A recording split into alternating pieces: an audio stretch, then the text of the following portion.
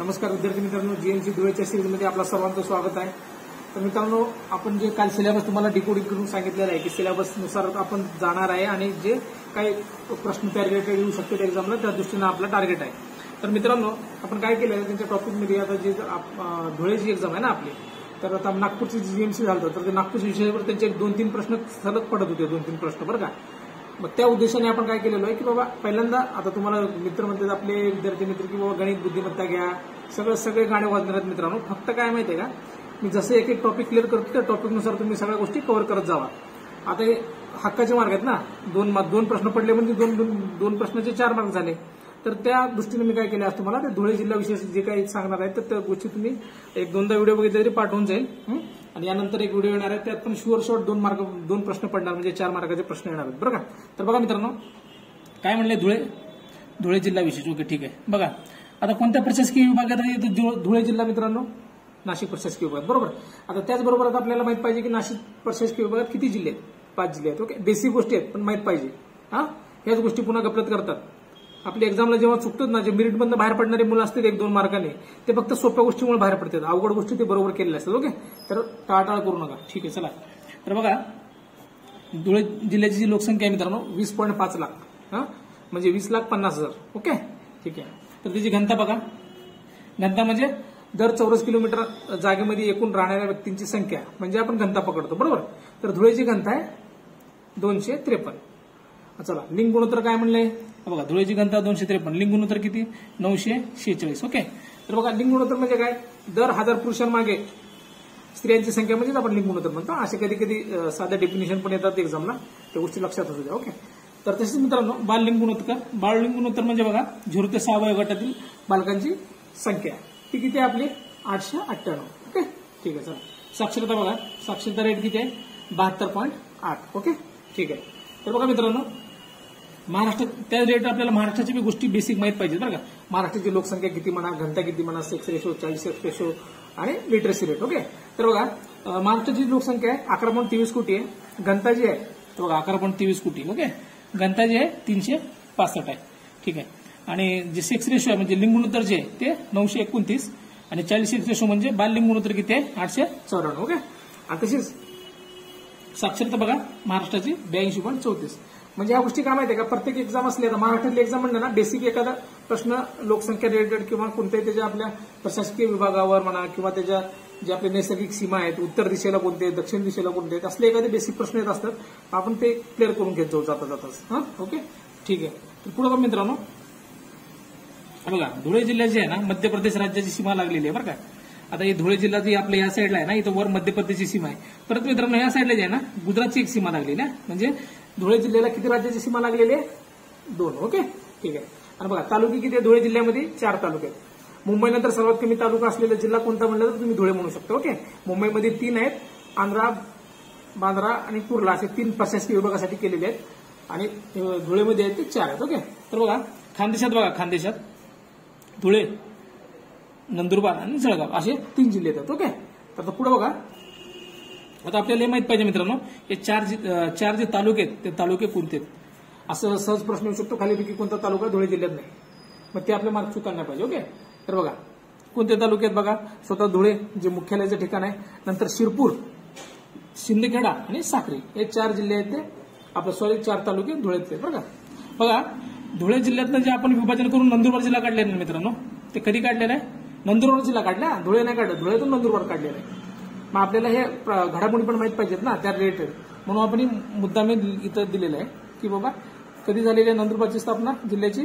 1 जुलै 1998. Okay, आणि बघा परवाच आपल्या जीएमसी नागपूरच्या एक्झाममध्ये प्रश्न आला होता महानगरपालिकेची स्थापना रिलेटेड आणि त्यांचे महापौर वगैरे कोण आहेत. आता इथं त्या गोष्टीचा उल्लेख केलेला आहे मी. बघा धुळे महानगरपालिकेची स्थापना झाली मित्रांनो 30 जून 2003 स्थापना झालेली आहे बरं का. तारीख मस्त लक्षात ठेवा, एक्झाम ज्या ठिकाणची देतो त्या ठिकाणची आपल्याला परिपक्व माहिती पाहिजे. ओके, ठीक आहे. चला पुढे बघा, धुळे महानगरपालिकेचे जे आयुक्त आहेत ना सध्या अमिता डागले पाटील आहेत. महापौर बद्दल सध्या ते पदरिक्त आहेत, प्रशासकीय ह्याच्यानी चालू आहे महानगरपालिका, त्यामुळे मी त्यांचा इथं उल्लेख केलेला नाही. ओके, अजून मी एवढ्यात काय अपडेट झाले तर मी अजून आपल्या ते व्हिडिओमध्ये मी देतच राहणार आहे. तर पुढे बघा मित्रांनो, आता तुम्हाला वर तालुके वगैरे 4 सांगितले तर लक्षात ठेवा. आणि बघा धुळे जिल्ह्यातील जे किल्ले आहेत प्रसिद्ध ते बघा लालिंग किल्ला आहे तिथं, किंवा ललिंग पण म्हणा, लालिंग म्हणा, थाळनेर आहे, सोनगीर आहे आणि भामेर आहे बरं का. आणि आता मी तुम्हाला धुळ्यातले जिल्ह्यातले किल्ले सांगितले, त्याचा अर्थ असा नाही की एक्झामला धुळ्याचा पडणार. आता जीएमसी नागपूरला तर तुम्हाला सांगितलं होतं आपण टॉपिक प्रिडिक्शन कसे केले आणि एक्झाम कसे आलेत, आपले प्रश्न कसे आलेत ते तुम्ही आपल्याला रिव्ह्यू दिलेला आहे बरं का. तर तुम्हाला काय सांगितलं साईडला मी टिप काय दिलेली आहे, बाकी महत्वाचे किल्ले पाहून घ्या. आता आपल्या सिरीजमध्ये आता प्रत्येक विषय मला कव्हर करायचे आहेत. आता मराठी घ्यायचं, इंग्लिश घ्यायचं, अजून गणित बुद्धिमत्ताचा व्हिडिओ यानंतर अपलोड होईलच. त्यासोबत मी ह्या ज्या गोष्टी सांगत असतो ना त्या गोष्टी टॅकल करून तुम्ही त्या गोष्टींना अपडेट करून घ्या, जेणेकरून मला जरी वेळ नाही भेटला त्या गोष्टीवर बोलायला की तुमचं ते टॉपिक कव्हर झालं पाहिजे. ओके. पुढे बघा कुरण धबधबा, कुरण जे धबधबा आहे ते धुळे. आता पुढे बघा मित्रांनो, धुळे जिल्ह्यामध्ये जे प्रसिद्ध पर्यटन स्थळ आहे सेम पॅटर्न आहे बीपीएसचा, जे मागे एक्झामला विचारत होते त्याचे रिलेटेड बाबा त्या जिल्ह्यातले किंवा आजूबाजूचे विचारणार आणि ते पर्यटन स्थळ कुठं आहे, काय कोणत्या जिल्ह्यात आहे. तर आपण हे धुळे विशेषमध्ये धुळ्यातले सांगितलेले आहेत. अजून तुम्हाला मागे सांगितल्याप्रमाणे आपण जे व्हिडिओ घेणार ह्याचं आपलं भूगोलचं त्यामध्ये महाराष्ट्राच्या भूगोलमध्ये आपण ते बाकी सगळ्या गोष्टी कव्हर करू. सध्या तात्पुरते बघून घ्या. तर बघा एकविरा देवी मंदिर आणि वाघदेवता मंदिर धुळेमध्ये, बिजासन देवी मंदिर म्हणजे बिजासन देवीचं मंदिर आहे तिथं, आणि शिरपूर येथे खंडोबा येथे खंडोबांचं मंदिर आहे. तर बघा मुळावते जे ठिकाण आहे ना मित्रांनो, तिथं कपिलेश्वर महाशिवरात्र म्हणजे कपिलेश्वर मंदिर आहे तिथं बरं का. आणि ते मंदिर कुठं आहे विशेष म्हणजे ते मंदिर जे आहे ना तापी पांजरा जे संगम आहे नदीचं त्या संगमावर ते मंदिर आहे. ओके. त्यामुळे ते विशेष आहे. ओके. ते लक्षात राहू द्या. परवा आपण सीताबर्डी किल्ला आपण सांगितलं होता नागपूरचा, प्रश्न आला का नाही. आपण 3-4 सोर्स कलेक्ट करून आपण तुम्हाला माहिती देत असतो. व्हिडिओ नीट बघणं तुमचं काम आहे. पुन्हा नंतर मेरिट सर किती विचारू नका. मेरिटमध्ये तुम्ही येताच फक्त व्यवस्थित कंटेंट बघा. ठीक आहे. राष्ट्रीय महामार्ग बघा धुळ्यातनं 3 महामार्ग गेलेत मित्रांनो. कुठले मुंबई आग्रा महामार्ग, मुंबई आग्रा महामार्ग जी राष्ट्रीय महामार्ग क्रमांक 3 होतं आधी, आता त्याचं जे क्रमांक आहे बदललेला आहे 160 किंवा 60 म्हणा त्याला. बघा ते म्हणजे कुठं जाते बघा, मुंबईपासून ठाणे, नाशिक, मालेगाव, धुळे मार्गे आग्राला जात असतं ते. ओके. नाही बघा हे महत्वाचं महामार्ग आहे हजिरा कोलकाता, NH6 म्हणतो. आता त्याचं नवीन नंबर आहे NH53 म्हणजे 53. महाराष्ट्रातील राज्यातील सर्वाधिक लांबीचा महामार्ग आहे तो, आणि आपल्या महाराष्ट्रातनं गेलेला आहे, आणि त्यातल्या त्यात आपल्या धुळ्यातनं गेलेले आहे. त्यामुळे बाब महत्वाची आहे. ओके. ठीक आहे. बघा हजिरा म्हणून येतं आणि धुळे, जळगाव, अकोला, नागपूर मार्गे कलकत्त्याला जातो. ओके. ठीक आहे. आणि एक सेपरेट महामार्ग आहे बघा आपल्या इथल्या इथंच सोलापूर धुळे म्हणजे आपल्या राज्यातलं राज्यात. ओके. सोलापूर ते धुळे त्याला 211 किती 211 नॅशनल हायवे. आता जे नंबर आहे त्याचा 52. लक्षात असू दे. ठीक आहे. पुढे बघा मित्रांनो, धुळे शहराचा जो आराखडा आहे ना, आराखडा असं कोणी तयार केला म्हणजे हिस्टोरिकल जर आपल्याला एखादी माहिती पाहिजे असेल किंवा विचारली तर बाबा हे असं आपल्याला वाटू नये कुठला प्रश्न पडलाय. त्यामुळे आपण आपल्या सोर्समधून घेतलेलं आहे. सर मोशमोगंडम विश्वेश्वरय्या यांनी आराखडा तयार केला बरं का धुळे शहराचा. ओके. आता बघा धुळे शहराची जे आहेत ना नैसर्गिक सीमा किंवा राजकीय सीमा म्हणा, राजकीय सीमाच घेतली आहेत आपण, नैसर्गिक सीमा नंतर घेऊ. बघा उत्तरेला कुठला आहे, नंदुरबार जिल्हा आहे, आणि मध्य प्रदेश राज्य तर आहे उत्तरेला लागून, बॉर्डर लागलेलीच आहे. बघा पूर्वेला कुठला आहे, जळगाव जिल्हा आहे, धुळ्याच्या पूर्वेला जळगाव जिल्हा आहे, आणि दक्षिणेला जे ना मित्रांनो नाशिक जिल्हा, आणि धुळे तर आपल्या नाशिक विभागातच आहेत, आणि त्यात किती तालुके आहेत, 4. लक्षात ठेवा. ओके. सांगितलेलं तुम्हाला. गुजरातची सीमा लागलेली आहे बघा पश्चिमेला, आणि नंदुरबार जिल्हा म्हणजे नंदुरबार जिल्हा असा आहे ना, वर तोडा लागलाय आणि इकडे तोडा लागलाय. ओके. लक्षात असू दे. चला आता बघा अजून महत्वाची माहिती पुढच्या व्हिडिओमध्ये आहे, चालू आहे, व्हिडिओ शेवटपर्यंत बघा. धुळे शहर जे आहे ना 15 नदीकाठी आहे. डायरेक्ट प्रश्न येऊ शकतो कोणत्या नदीकाठी आहे धुळे शहर, 15. ओके. आणि भुईमुगाच्या उत्पादनासाठी आघाडीवर आहे जिल्हा. ओके. आता बघा त्या शहरातून जाणाऱ्या प्रमुख नद्या आपल्याला माहित असायला पाहिजे. मग त्यासाठी एक ओव्हरव्ह्यू जस्ट घेतलेलं आहे. बघा कोणत्या कोणत्या नद्या जातात बघा. तिथून तापी जाते, पांझरा जाते. पांझरा नदी शेजारी किनाऱ्यावर तर आपला धुळे जिल्हा आहे. अनेर बघा, या अनेरवरनं अनेर धरण पण तिथंच आहे, अभयारण्य पण आहे, अनेर अभयारण्य बरं का. ते आता पुढे गेलंच तुम्हाला. आपलं कसं असतंय, आपण काय काय चांगल्या माहिती शेवटला ठेवत असतो, जेणेकरून ज्यांना गरज आहे ती विद्यार्थी शेवटपर्यंत बघल आणि त्याला फायदा होईल. आपण स्टार्टिंगलाच एकदम काय म्हणतो आपण क्रीम घेऊन बसत नाही, शेवटी थोडं ठेवत असतो, जेणेकरून जो विद्यार्थी खरं बघत असतो ना, ज्याला फायदा होणार आहे त्याला होत असतं, जे मन लावून बघल त्याला.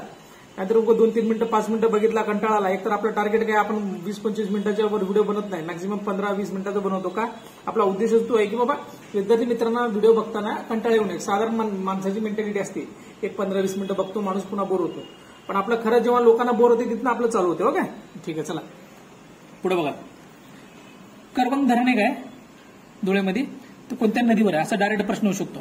कारण तिथं जास्त धरणं नाहीत, एका दुसरं धरण आहे आणि सर्व सोर्स मी बघितलेलंच आहे. अजून काय जर अपडेट झालं तर मी तुम्हाला सांगत राहील. तर हे धरण लक्षात ठेवा. करवंद धरण कुठे आहे? अरुणावती नदीवर आहे. ते कुठे आहे? अरुणावती नदीवर कुठे आहे धरण? ते शिरपूर तालुक्यात. ओके, 4 तालुक्यात लक्षात ठेवा. बघा, विका राजवाडे वस्तू संग्रहालय व संशोधन मंडळ हे सुद्धा धुळेमध्ये. आता बघा, आता तुम्ही कमेंट करून सांगायचंय, गुगल सर्च करा, कुठं पण सर्च करा, की हे जे वस्तू संग्रहालय संशोधन मंडळ आहे विका राजवाडे हे कुठं आहे. आता तुम्ही म्हणताल सर असं काय विचार लागलाय, तुम्ही काय पण शोधायला होता का? परवाच BGMC नागपूरला ड्रॅगन टेम्पल, आता आपल्याला माहिती आहे नागपूरमध्ये आहे, पण नागपूरमध्ये कोणत्या ठिकाणी असं विचारलं होतं. एक तर या ठिकाणी आपल्याला जर बघायला गेले वास्तुदृष्ट्या जास्त नाही तिथे संग्रहालय म्हणा किंवा काय, ठराविकच आहेत. त्यामुळे ठराविक गोष्टी बघायला आपल्याला वेळ लागणार नाही. फक्त ते कुठं आहे बाबा. आता हे खाली मी गांधी तत्वज्ञान केंद्र म्हणले, धम्म सरोवर म्हणले, ह्यांचे ठिकाण लक्षात घ्या. सर्च मारा गुगलवर, काय 1 मिनिट जातील, त्याचा फायदा तुम्हाला होणार. कारण आता आपण कसं बघा, IBPS पेपर देतो म्हणल्यावर आपण त्या पॅटर्नला अनुसरला पाहिजे ना. एक्झामिनर कसं विचारलंय, त्यांना तसं विचारलं म्हणल्यावर आपल्याला असं का विचारू नये. त्यामुळे आपण जास्त एक बघून ठेवा. ओके, थोडंफार तुम्ही पण करा ना. बघा, गांधी तत्वज्ञान केंद्र, धम्म सरोवर, सोनगिरी किल्ला, ललिंग किल्ला हे तर धुळेमध्ये आहेच. ओके, आता बघा, दुधा तुपाचा जिल्हा म्हणून असू कोणाची ओळख आहे? धुळेची. आता हेच पॉईंट मला पुढे पहिला पॉईंट पेजवर पण लिहिता आलं असतं ना. तर कसं असतंय, थोडे जे माहिती असतात ना ते आपण नंतरच ठेवत असतो, जी महत्वाचे आहेत, आणि तेच महत्वाचे एक्झामला पडत असतात. बघा, दौंडाई येते. दौंडाई म्हणजे कुठल्या ठिकाणात? शिंदेखेड तालुक्यातला आहे बरं का. इथं मिरचीचं मोठं बाजार आहे. ओके, प्रसिद्ध मिरचीचं बाजार आहे. त्यामुळे तुम्ही ती गोष्ट लक्षात ठेवा. धुळे हे दिल्ली मुंबई औद्योगिक कॉरिडॉर जे आहे ना, त्या कॉरिडॉरच्या मध्यस्थानी येणारं शहर आहे. म्हणजे जे आपलं मुंबईवरून दिल्लीला औद्योगिक इंडस्ट्रियल कॉरिडॉर आहे, त्या कॉरिडॉरवर धुळे शहर वसलेलं आहे. म्हणूनच त्या ठिकाणून बघा, धुळे जिल्हा बघा कुठे आहे, तरी तिथनं 3 महामार्ग गेले, राष्ट्रीय महामार्ग. असे क्वचितच शहर आहेत जिथून असे मोठे मोठे 3-3 महामार्ग गेले. काय गेले त्याच्या मागे पण लॉजिक असे औद्योगिक कॉरिडॉर वगैरे. ठीक आहे. आणि धरण हे अभयारण्य आहे बरं का. धरण न वाटतं, धरण तर धरण म्हणलं तरी चालेल, ते अभयारण्य आहे. ओके, हे बघा, एक धरण तिथं फेमस आहे, पुरमेपाडा धरण कोणत्या नदीवर आहे? बोरिंग नदी. मग अशी तुम्हाला करवंद धरण म्हणलं होतं, कोणत्या नदीवर आहे? अरुणावती नदीवर. बघा, असे 2-3 ठराविक धरण आहेत, ते तुम्ही पाठ करून टाका ना, जास्त नाही. आणि बाकीचे धरण, तलाव, सरोवर आणि शिवाजी महाराजांचे गड किल्ले बरं का. आणि मागील व्हिडिओ बघा आपल्या GMCचे, त्यात सगळं घेतलेलं आहे. जर तुम्हाला बघायचं कंटाळा आणि एक अष्टप्रधान मंडळ वगैरे घेतलेले आहेत महाराजांचे, ते बघून घ्या, त्याच्यावर प्रश्न येत असतात. ओके, आता तो व्हिडिओ पण तुमच्यासाठी महत्वाचाच आहे. जे आपण सांगतो ना, आपला कंटेंटवर भर असतो. एक्झाम कोणती असू द्या, आपल्याला कंटेंट वाढवायचा असतो. फक्त आज ही एक्झाम आली, ह्याला वेगळं असणार आहे, ती एक्झाम त्याला काही नसतं बघा मित्रांनो. नॉलेज जे आहे ना, ते कुठेही कोणत्याही एक्झामला कामाला येत असतं. फक्त आपल्याकडे ते पाहिजे, ते कॅप्चर करायचं काम आपलं आहे. ओके, ठीक आहे, देतो मी नॉलेज, तुम्ही काय टेन्शन घेऊ नका. बघा, प्रकाशे हे कुठं आहे? शहादा तालुक्यामध्ये, जिल्हा नंदुरबारमध्ये. बघा, नंदुरबारचं आहे.